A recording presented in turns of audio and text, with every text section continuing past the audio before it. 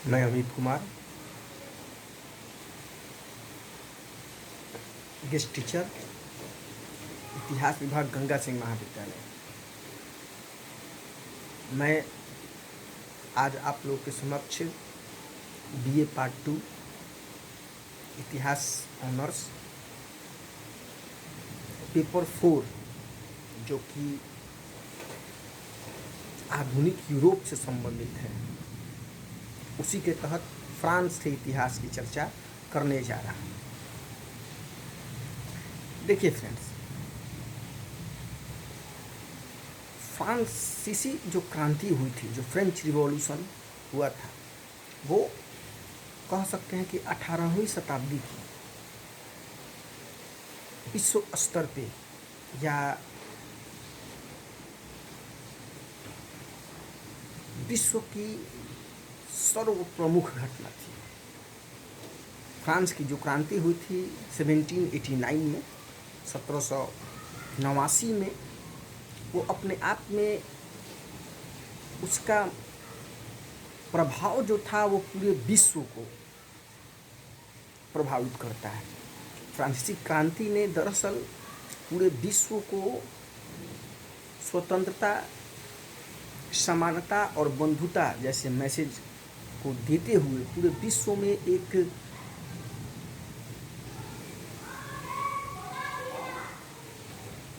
विशिष्ट जो होता है परिवर्तन की तरफ ले गया।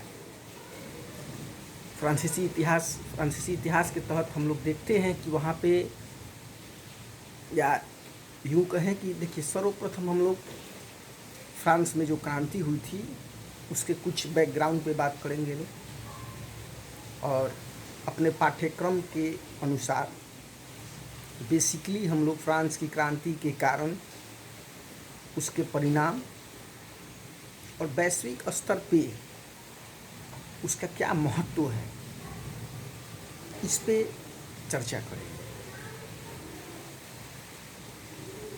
सबसे पहले हम लोग इस क्रांति के महत्व की ही बात करें तो फ्रांस की जो क्रांति थी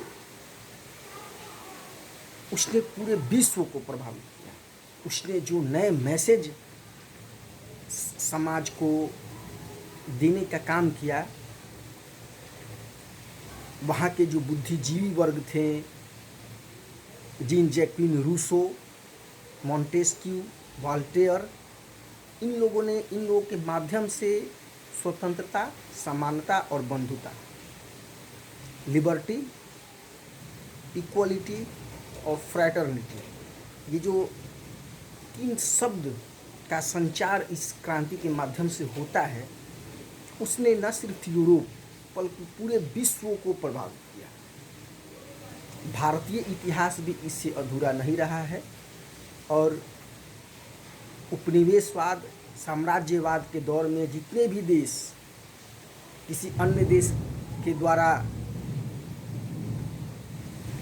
गुलाम बना लिए गए थे या उनको अधीनस्थ कर लिया गया था, उन सब लोगों ने अपने स्वतंत्रता की लड़ाई में फ्रांस की क्रांति से कुछ न कुछ अवश्य सीखा है। ये उसका महत्व है। यदि हम लोग फ्रांस की क्रांति के कारणों की चर्चा करें तो वहाँ का जो व्यवस्था था, मध्यकालीन व्यवस्था, उसमें दरअसल वो पुरातन व्यवस्था के तहत चलाया जा रहा था फ्रांस, जहाँ पे राजा ही सर्वोच्च होते थे। हम लोग कह सकते हैं कि निरंकुश सत्ता वहाँ था। फ्रांस में बुर्बो वंश के लोग के वंश के लोग ही वहाँ पे राजा थे, जहाँ पे हम लोग देखते हैं कि लुई 14वां, और क्रांति जो 1789 में होती है उस समय लुई 16वां वहाँ का सम्राट था। राजाओं की जो एक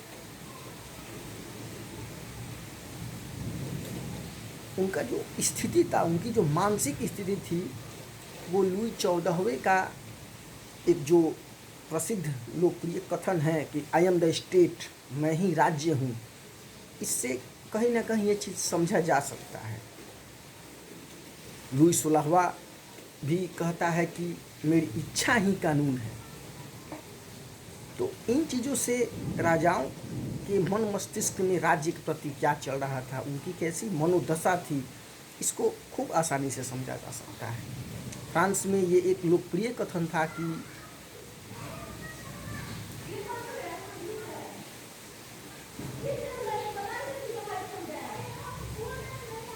राजा युद्ध करते हैं, ब्राह्मण पूजा करते हैं, और बाकी जो 3 स्टेट थे, जो तीसरा वर्ग था, वह उनको कर देता है।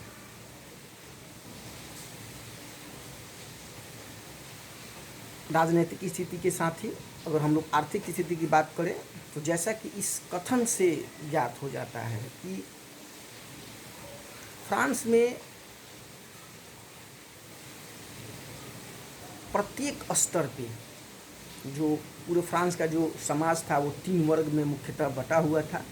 नीचे के जो किसान और मजदूर वर्ग थे वही उन्हीं से राजस्व की प्राप्ति की जाती थी, और उसके अतिरिक्त जो कुलीन वर्ग थे प्रथम या जो पादरी वर्ग थे, ये 2 जो वर्ग थे इनको कुछ करना नहीं पड़ता था और ये राजस्व के पैसों से ही बेहद भोग विलासी जीवन यापन करते थे। एक समय के बाद जो कि हम लोग कह सकते हैं कि 18वीं शताब्दी के मध्य से, मतलब 1760 के दशक से हम लोग देखते हैं कि एक जो विरोध के स्वर हैं वो उठना प्रारंभ हो जाते हैं फ्रांस में। लोग कहीं ना कहीं कर देने से बचना चाहते हैं और राज्यों के द्वारा उनसे बाई फोर्स शक्ति के बल पे राजस्व वसूली की जाने लगी थी। इससे जो विरोध के स्वर थे वो धीरे धीरे मुखर होते गए फ्रांस में, और एक समय के बाद लोगों ने क्रांति किया, राज्य के खिलाफ विद्रोह किया और ये जो पूरी व्यवस्था थी इसको समाप्त किया। यदि इस क्रांति में हम लोग वहाँ के सैनिकों की भूमिका की बात करें तो हमें ज्ञात है कि इसके ठीक पूर्व फ्रांसीसी जो क्रांति के सैनिक थे, इसमें से कुछ सैनिक अमेरिकी स्वतंत्रता संग्राम से होकर आए थे और उन्होंने ऐसा महसूस किया था कि हम लोग जिस चीज़ के लिए अमेरिका में जाके युद्ध किए हैं लोग, वैसी कमी तो भी हमारे देश में है। तो कहीं ना कहीं सैनिकों के द्वारा भी उस क्रांति में अपना एक सकारात्मक पहल, एक जो योगदान होता है वो किया गया।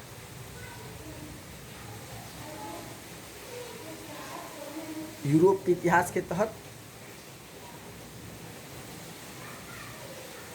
या हम लोग जब पाठ्यक्रम की बात करें तो फ्रांस के इतिहास के बारे में, यूरोप का जो इतिहास है वो कुमार एंड कुमार बुक के माध्यम से हम लोग इसको देख सकते हैं। अन्य भी और कोई जो बुक होते हैं जो आधुनिक यूरोप के बारे में बताते हैं, रईस सिंह की बुक है, उससे हम लोग इस तरह की चीज़ों का याद कर सकते हैं।